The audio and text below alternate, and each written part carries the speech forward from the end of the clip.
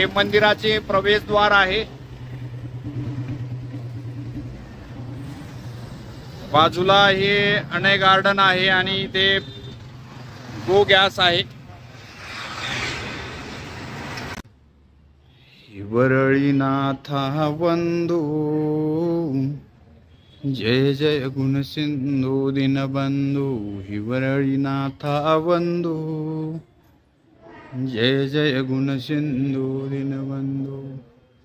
येऊनि महिवर होऊनि चिदवर छेदाया भवबंधू। जय जय गुण सिंधू दीनबंधू। वरळीनाथा वंदू जय जय गुण सिंधू दीनबंधू।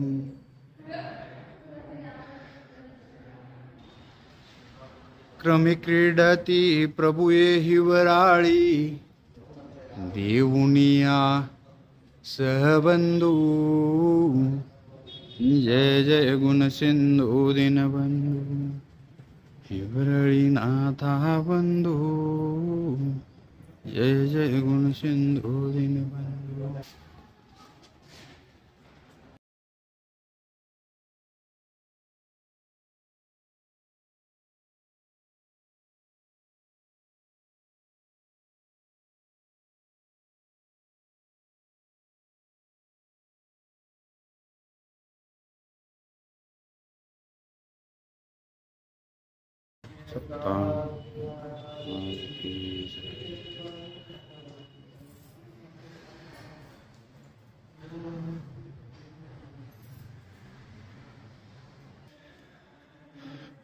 दंडवत प्रणाम मंडळी। आज आपण श्री क्षेत्र जालना हिरवळी हे स्थान वंदन करतोय।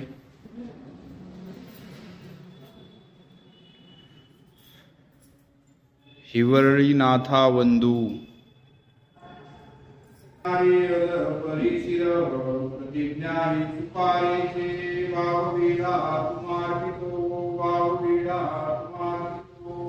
सर्वज्ञ श्री चक्रधर स्वामी की जय। हिरवळीचे बाबा की जय।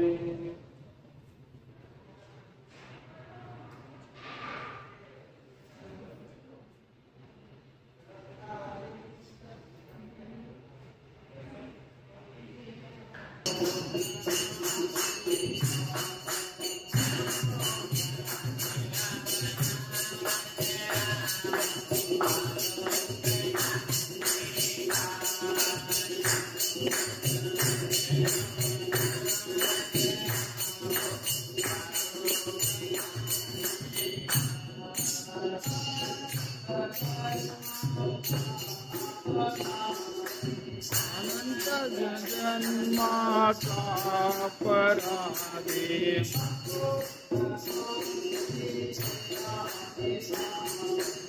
अशुद्ध माझी क्रिया ही साधी।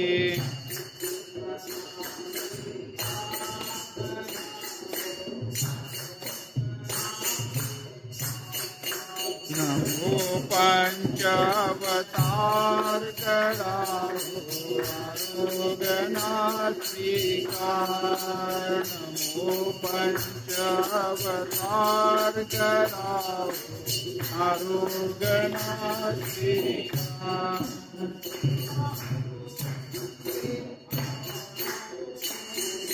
कृपा दृष्टीने अवलोकने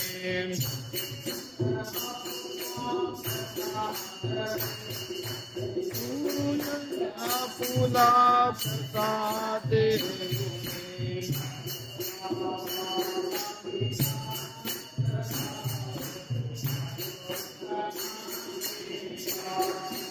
नमो पंचावतार कराओ आरोग्यनाशिकार।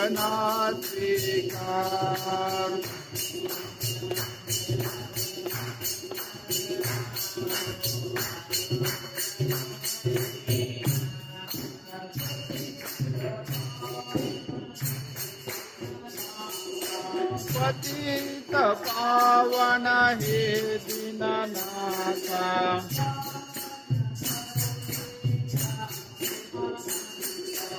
पावन करुणी घ्यावे अनाथा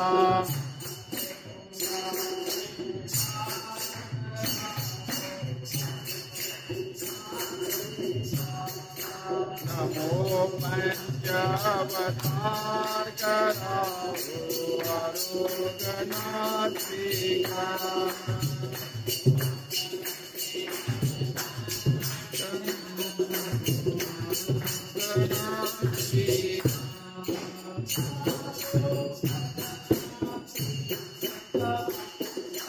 दामोदर हा सेवक अपुला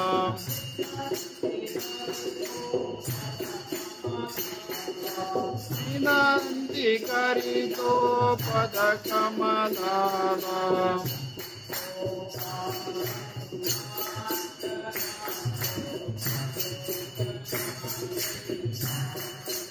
नमो पंचावतार करावो आरोग्यनाथिका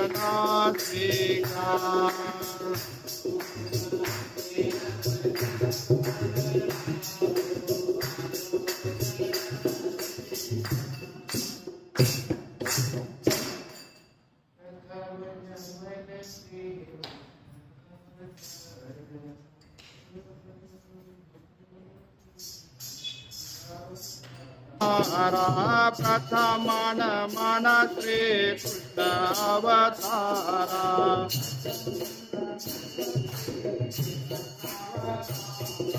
दूसर नमन श्री आत्रि कुमारा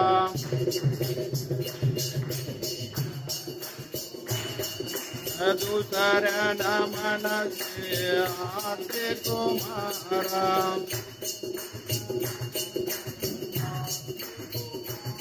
तीसर नमन ते द्वारावती करा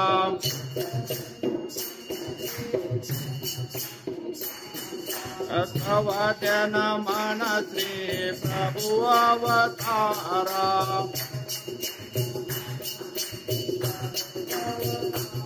अथवति नमन श्री प्रभु अवतारा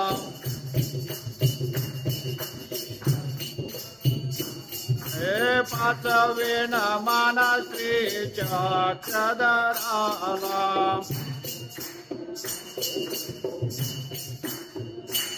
हे पाचवे नमन श्री चक्रधराला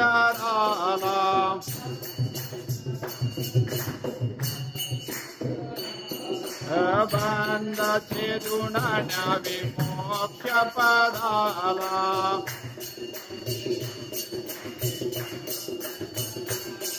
आवे राज करी नित भजनाला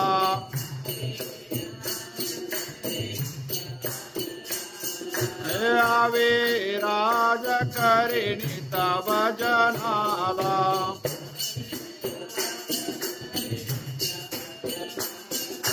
प्रेम दान द्याम गरीबाला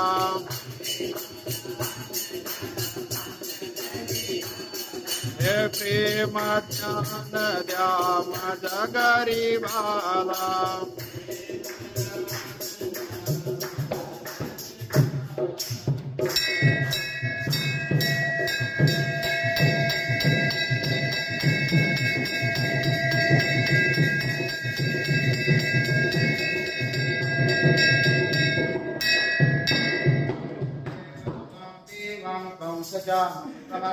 देवकी प्रेमानंदनम कृष्ण वंदे जगद्गुरु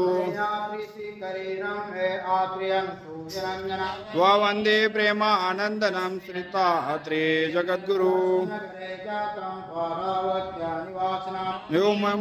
मानितम जनकाद्विजनंदनम प्रभु नमामि गोविंद जीवा विद्या विभंजकम मालिनी परमानंदे वंदे श्री चक्रधर विभो पिता त्वमेव त्वमेव विद्या सत्ता त्वमेव विद्या प्रवीणं त्वमेव त्वमेव सर्व मम देव देव पापकर्मा पापात्मा पापसंभवा त्राहि मा कृपया देव शरणागत वत्सल कृष्ण महाराज की जय, श्री दत्तात्रेय महाराज की जय, श्री चक्रपाणी महाराज की जय, श्री गोविंद प्रभु महाराज की जय, सर्वज्ञ श्री चक्रधर स्वामी की जय, महात्मा धर्म की जय, सारे सुहासे तीर्थ स्थान की जय, बाबा की जय।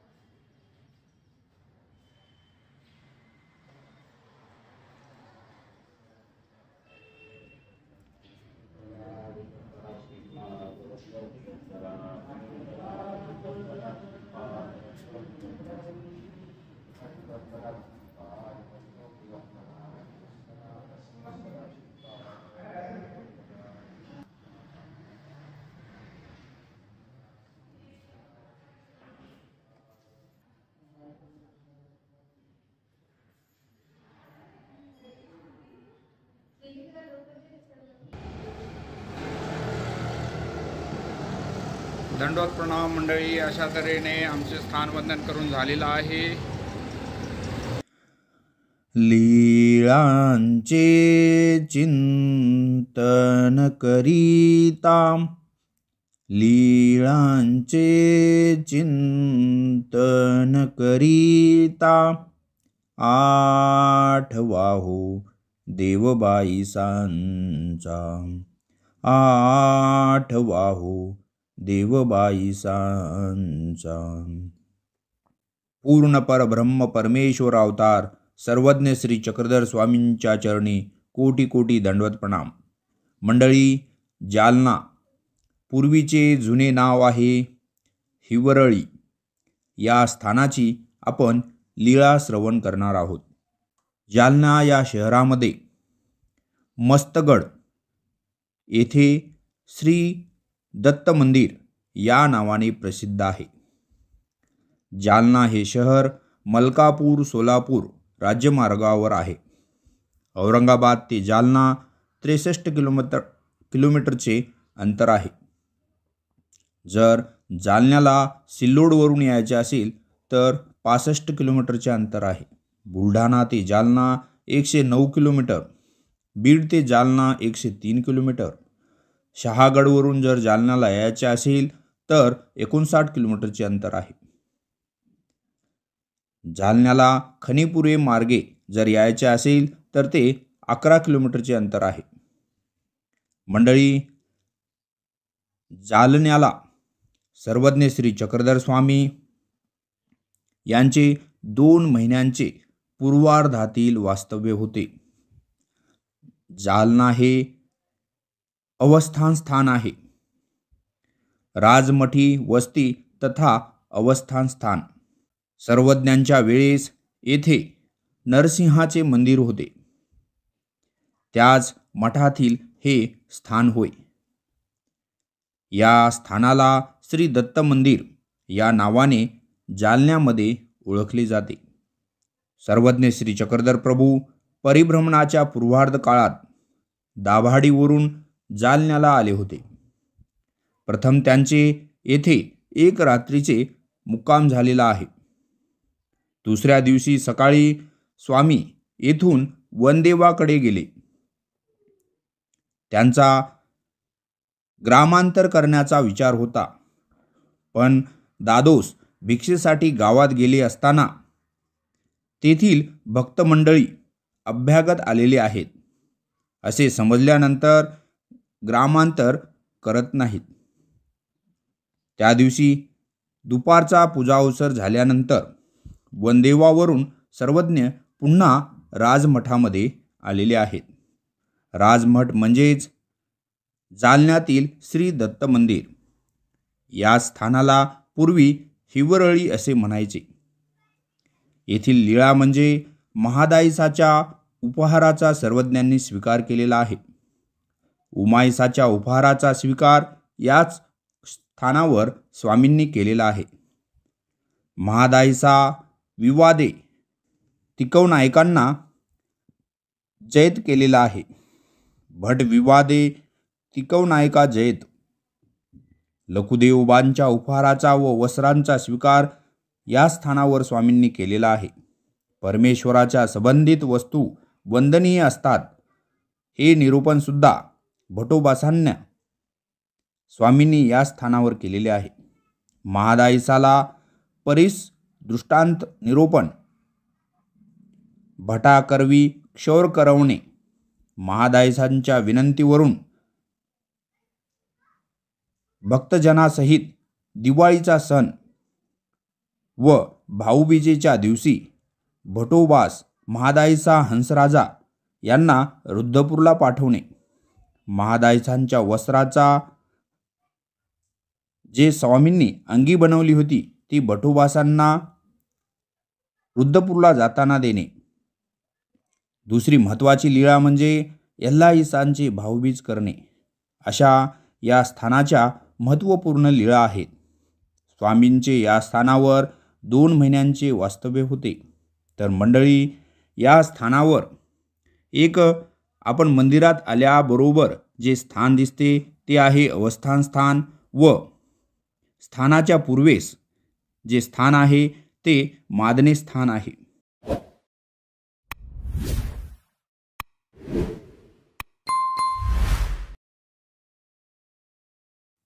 या मंदिरामध्ये स्थाने आहेत. तर या स्थानाच्या आपण महत्त्वपूर्ण लीळा त्या म्हणजे 2 आहेत त्या आपण पाहूया, श्रवण करूया.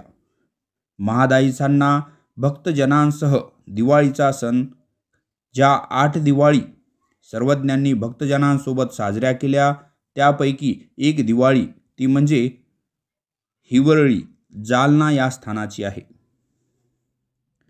दीपावलीच्या आदल्या दिवशी महादायीसांनी सर्वज्ञांना विनंती केली होती की जीजी मी आपल्या ठाई दिवाळीचा सण साजरा करेन.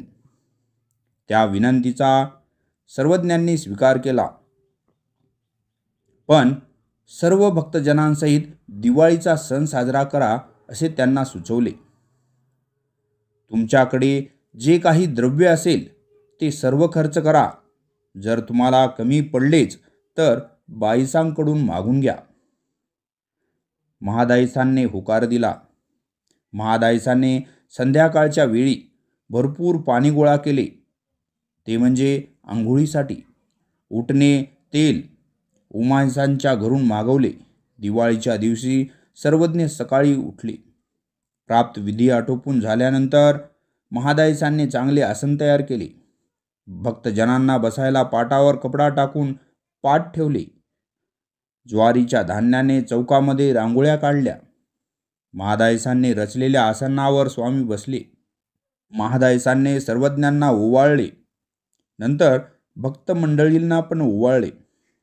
स्वामींना पानांचा विडा दिला. भक्तजनांना तांबूळ दिले. भक्तजन हातात तांबूळ घेऊन बसले. तेव्हा भक्तजनांना स्वामी म्हणाले, तांबूळ घ्या. महादायीसांनी सर्वज्ञांना उटणे लावले. सर्वज्ञांनी लावून उरलेल्या उटण्यामध्ये आणखी उटणे एकत्र केले. ते उटणे सर्व भक्तजनांना दिले. सर्वज्ञांच्या श्रीमुकुटावर तेल घातले. उरलेल्या तेलात आणखी तेल टाकून ते भक्तजनांना लावण्यासाठी दिले. भक्तजनांनी एकमेकांच्या अंगाला उठणे लावले. महादायसांनी सर्वज्ञांच्या श्रीमुकुटाला सुवासिक तेल लावले. सर्वज्ञांना लावून उरलेल्या तेलात आणखी तेल टाकले. मग ते तेल भक्तजनांना दिले. सर्वज्ञ देवळाच्या पायरीवर बाजूला हत्तीच्या सोंडेचा आकार असलेल्या ओट्यावर बसलेले होते. महादायसांनी सर्वज्ञांच्या श्रीमुकुटावर नारळाच्या दुधाचे पाणी किंवा निव्वळ तेल टाकून बारीक केलेले तिळाचे उटणे म्हणजेच भोगी लावली. श्रीमुकुटाला लावलेल्या भोगीत आणखी भोगी घातली. ती भक्तजनांना दिली. भक्तजनांनी भोगी डोक्याला लावली. मग सर्वज्ञ आंघोळ करू लागले. महादायसा तांब्याने श्रीमूर्तीवर पाणी टाकायची. बाईसा सर्वज्ञांचा श्रीमुकुट स्वच्छ करायच्या. भक्तजन सोंडीखाली बसून सर्वज्ञांच्या श्रीमूर्तीवरील पाण्याने आंघोळ केली. मग महादायसा सर्वज्ञांच्या श्रीमुकुटावर तांब्याने पाणी टाकायची. श्रीकराच्या कोपरावरून पाणी खाली पडायचे. त्या पाण्याखाली सर्व भक्तजन आंघोळ करत होते. अशा प्रकारे सर्वज्ञांचे स्नान झाले. त्यानंतर पुन्हा भक्तजनांना स्वतंत्र भरपूर पाणी आंघोळीसाठी द्यायला लावले. भक्तजन व महादायसाने अक्षय वाण आणले. आरतीचे ताट घेऊन महादायसा सर्वज्ञांसाठी ओवाळण्यासाठी आल्या. सर्वज्ञांना ओवाळले. नवीन कपडे घातले. सर्वज्ञ आसनावर बसले. महादायसांनी कपाळावर चंदनाचा टिळा लावला. अक्षता लावल्या. पुन्हा सर्वज्ञांना ओवाळले. मग भक्तजनांनी ओवाळले. तोपर्यंत दिवस उगवला होता. बाईसांनी नेहमीप्रमाणे सकाळचा पूजावसर केला. मग सर्वज्ञ फिरण्यासाठी सिद्धनायकाच्या देवळाकडे गेले. तेथे सभामंडपात सर्वज्ञ आसनावर बसले. सर्वज्ञांनी भक्तजनांना निरूपण केले. तोपर्यंत इकडे राजमठामध्ये महादायसांनी उपार तयार केला. सर्वज्ञ फेरफटका मारून पुन्हा मठामध्ये आले. तेव्हा सर्वज्ञांचा दुपारचा पूजावसर झाला. सर्वज्ञांना भोजनाचे ताट वाढले. भक्तजनांना ताट वाढले. महादायसांनी सर्वज्ञांना ओवाळले. सर्वज्ञांचे भोजन झाले. भक्तजनांचे भोजन झाले. सर्वज्ञांचा गुळळा झाला. विडा झाला. अशा प्रकारे महादायसांनी सर्वज्ञांच्या ठाई दीपावळीचा सण या जालना म्हणजेच हिवरळी या स्थानावर साजरा केलेला आहे. मंडळी, पुढची लीळा आहे ती म्हणजे एल्लाई भाऊबीज करणे.